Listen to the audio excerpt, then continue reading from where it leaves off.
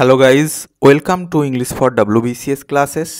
তো aspirants WBCS এর যে ইন্ডিকেটিভ নোটিফিকেশান সেটা অফিসিয়াল ওয়েবসাইটে চলে এসেছে। সেইটার আমি লিঙ্ক এই ভিডিও ডেসক্রিপশানে দিয়ে দেবো, তোমরা ভিডিওটি দেখার পর অবশ্যই গিয়ে চেক করতে পারো। তো এটা মনে করা হচ্ছে যে পরীক্ষা মার্চ মাসের দিকে অর্থাৎ ফেব্রুয়ারি মার্চের দিকে হওয়ার চান্সেস আছে, ঠিক আছে, পিছোতেও পারে, কিন্তু মোটামুটি ধরে রাখো মার্চ মাসের দিকে আশা করা যাচ্ছে যে ডাব্লিউবিসিএস প্রিলিমস 2024 সংগঠিত হয়ে যাবে। তো আজকের যে ভিডিওর টপিক সেটা হচ্ছে ক্লার্কশিপের ইংলিশ কোয়েশ্চেন কি বলে দিল। মানে দেখো, প্রত্যেকটা এক্সাম বলে দেয় যে ওই এক্সাম কন্ডাক্টিং এজেন্সি নেক্সট যে এক্সামটা নিতে চলেছে তার ট্রেন্ড কি হতে পারে।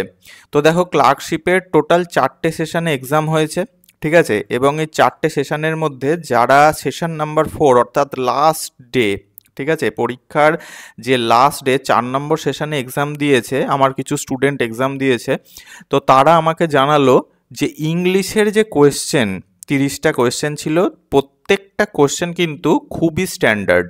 মানে ডাব্লিউবিসিএস প্রিলিমস গত বছরে যেসব কোয়েশ্চেন এসেছে বিগত বছর বা ক্লার্কশিপের বিগত বছরের যত ধরনের বা যে ট্রেন্ডের কোয়েশ্চেন এসছে তার থেকে অনেক বেশি স্ট্যান্ডার্ড কোয়েশ্চেন এসছে, ঠিক আছে। তো এই যে ট্রেন্ড আমরা দেখলাম ডাব্লিউবিপিএসসির ক্লার্কশিপ এক্সামের জন্য, তা এটা ডাব্লিউবিসিএস এর ইংলিশের যে 25 এমসিকিউজ আসবে প্রিলিমসে সেটা কতটা কঠিন হবে সেইটা কি একটা ইন্ডিকেশন দিল, মানে সেটা কি কিছু বুঝিয়ে দিল।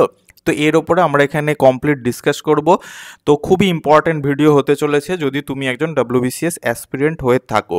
আচ্ছা, ভিডিও স্টার্ট করার আগে মানে টপিকে যাওয়ার আগে আমি তোমাদের একটা কথা বলে দিই যে ডাব্লিউবিসিএস প্রিলিমস 2024 মানে ডাব্লিউবিসিএস 2024 তাদের জন্য একটা খুব বড়, খুবই ভালো সুযোগ হতে চলেছে যারা এমসিকিউতে কমফোর্টেবল। কারণ তোমরা সকলেই জানো যে 2025-এর যে ডাব্লিউবিসিএস আসছে সেখানে হয়তো আমরা এমসিকিউজ মেন্স এক্সামে এমসিকিউজ হয়তো আমরা দেখতে পারবো না, ঠিক আছে, সেখানে কম্প্রিহেন্সিভ রাইটিং যে ব্যাপার সেটা চলে আসবে, প্রিলিমস এমসিকিউজেই থাকবে, ঠিক আছে। এছাড়াও দেখো, ডাব্লিউবিসিএস 2024-এর যে এক্সাম সেটাই এত লেট করে হতে চলেছে। তো 2025-এর এক্সাম কবে হবে, কত দেরি আছে কেউ বলতে পারছে না এখনও। 2022 এবং 2023-র যে কমপ্লিট প্রসেস, তাই না, মানে সিলেকশন প্রসেস, সেটাই এখনও কমপ্লিট করে উঠতে পারেনি ডাব্লিউবিপিএসসি। তো যাই হোক, যার জন্যে 2024-এর প্রিলিমসকে মেন্সকে হালকাভাবে নেওয়া যাবে না, কারণ এই পরীক্ষাটা যতটা আগে একদম রুটিন মাফিক হতো, সঠিক টাইমে হতো, এখন আর হচ্ছে না। তো যাই হোক, আমরা ইংলিশটা নিয়ে এখানে ডিসকাস করব।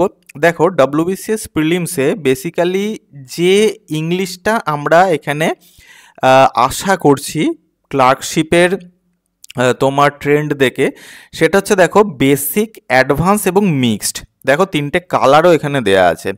তোমাদের বেসিক ধরে কিছু ব্যাপার রেডি করতে হবে, কিছু চ্যাপ্টার রেডি করতে হবে, অ্যাডভান্স ধরে কিছু চ্যাপ্টার রেডি করতে হবে, এবং মিক্সড যেগুলো আসছে এক্সামে, ঠিক আছে, সেগুলোকেও রেডি করতে হবে। আমি এখানে সব ব্রেকডাউন করে বুঝিয়ে দেবো। দেখো, 25টা কোয়েশ্চেনের মধ্যে ডাব্লিউবিসিএস প্রিলিমসের টোটাল 25 ইংলিশ কোয়েশ্চেন আসবে এবং প্রথমেই আসবে।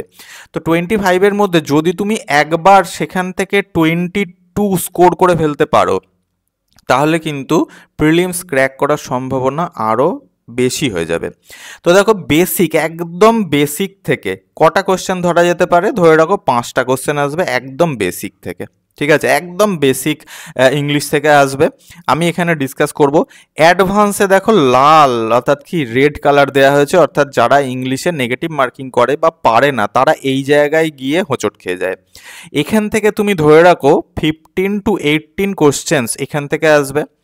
এবং মিক্সড, এই যে মিক্সড যে মিক্সড কোশ্চেন থেকে তুমি ধরে রাখো 8টা থেকে 10টা, ঠিক আছে, কোশ্চেন এখানে আসবে।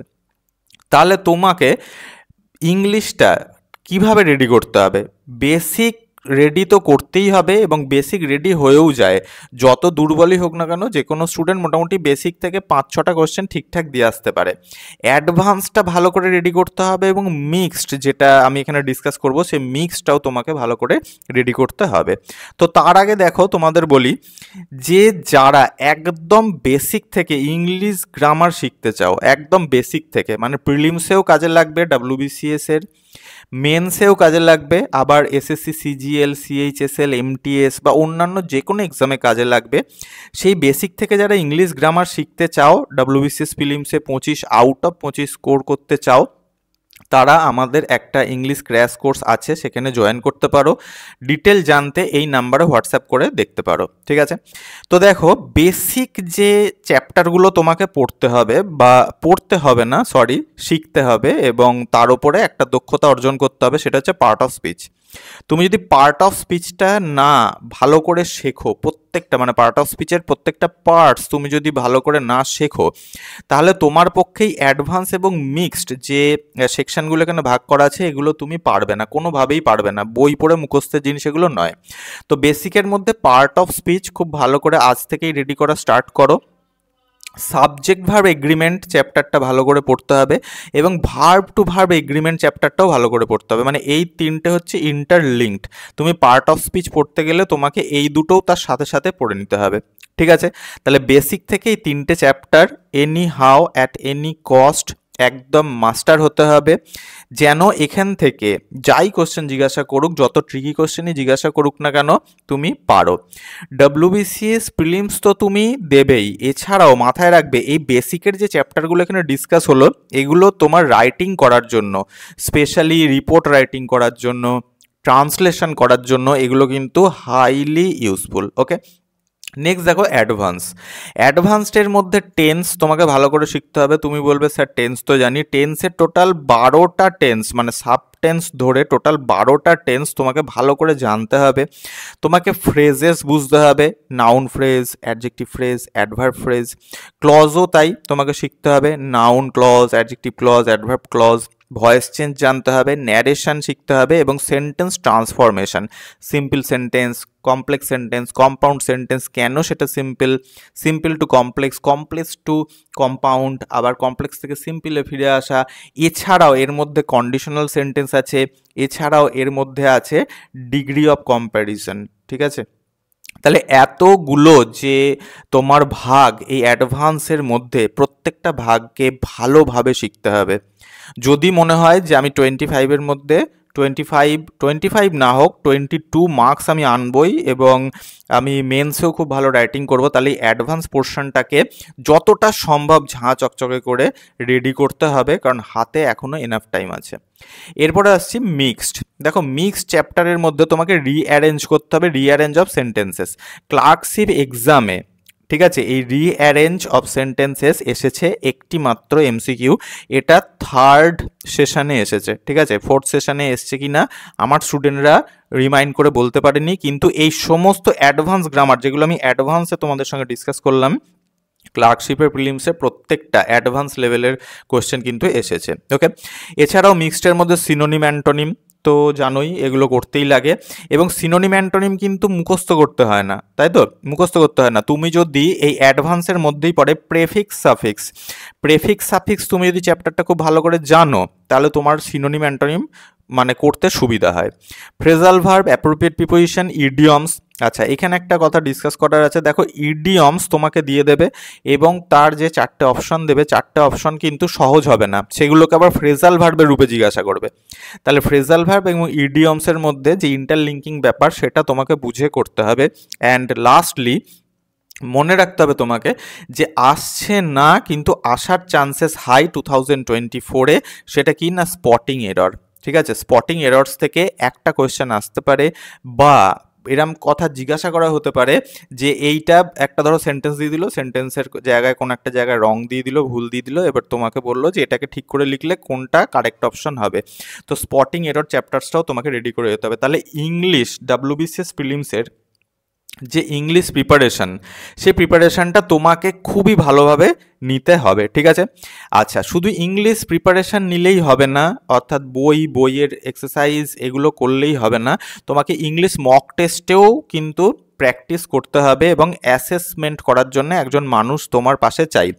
আমরা তার জন্য ব্যবস্থা করেছি ইংলিশ মক টেস্টের, যেখানে আমরা 3টে ভাগে মক টেস্টকে সাজিয়েছি। বেসিক মক টেস্ট, ঠিক আছে, বেসিক দিয়ে একদম আমরা স্টার্ট করব। বেসিক মক টেস্ট, এখানে তুমি টোটাল 10টা পিডিএফ মক টেস্ট পাবে, ঠিক আছে? পিডিএফ মক টেস্ট পাবে 10 সেট, ঠিক আছে? 25টা করে কোশ্চেন থাকবে প্রত্যেকটা সেটে। অ্যাডভান্সডের ওপরে তুমি 5টা মক টেস্ট পাবে, ঠিক আছে? এখান থেকে তুমি 15টা মক টেস্ট পাবে, ঠিক আছে? অ্যাডভান্সে তুমি 15টা মক টেস্ট পাবে, 5টা পাবে পিডিএফ, 10টা পাবে পিডিএফ, আর 5টা অনলাইন অ্যান্ড মিক্সড। এই মিক্সডের মধ্যে তুমি পাবে 10টা মক টেস্ট, ঠিক আছে? এবং 10টা মক টেস্টই তুমি পাবে কিসে না পিডিএফ ফরম্যাটে, কোশ্চেন এবং অ্যান্সার আলাদা আলাদা সিটে। তাহলে এই যে টোটাল দেখো 10টা মক টেস্ট, 15টা মক টেস্ট এবং 10টা প্লাস মানে প্রায় 45টা মক টেস্ট তোমাকে আমরা ইংলিশের ওপর প্রোভাইড করব উইথ ভিডিও লেসন্স। আর তুমি যদি ভিডিও লেসন্স না নিতে চাও তাহলে শুধু মক টেস্ট দিয়েই তুমি দেখতে পারো। এই হোয়াটসঅ্যাপ নাম্বারে কন্ট্যাক্ট করতে হবে এই তোমার মেটেরিয়ালসগুলোকে মানে এনরোল করার জন্য। তো এই ছিল আজকের ভিডিও। আমি আরও এর ওপরে ডিটেল ভিডিও আনবো, ঠিক আছে? যার জন্যে চ্যানেলটাকে সাবস্ক্রাইব করে রাখতে পারো এবং টেলিগ্রাম গ্রুপে এবং হোয়াটসঅ্যাপ চ্যানেলেও যুক্ত থাকতে পারো। Thanks for watching. দেখা হচ্ছে নেক্সট ভিডিওতে নতুন একটি টপিকের সাথে।